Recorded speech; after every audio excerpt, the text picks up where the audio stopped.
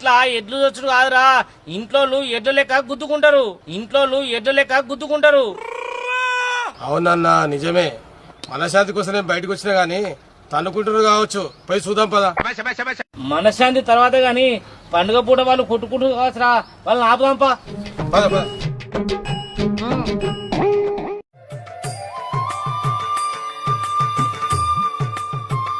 అక్క నువ్వేం కూర వండినావు? బెండకాయ కూర సెల్లే. మా కూర మీకేసిస్తాం, మీ కూర మేం తింటాం. మా కూర మీకేసిస్తాం, మీ కూర మేం తింటాం. అది కాదక్క, అందరం కలిసి ఒక దగ్గరనే తిందాం. అవును సెల్లే, పండగ పూట అందరం కలిసి ఒక కాడ తింటే మంచిగుంటది.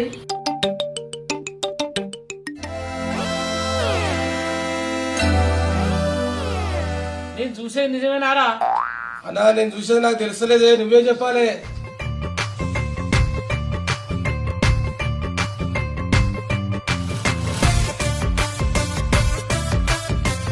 ఎప్పుడు చూసినా గుప్ప కట్టలు పడుకుని గుద్దుకునేటోళ్ళు ఇప్పుడేంది గుమ్మడికాయ ఎత్తులగా కలిసి ఉన్నారు.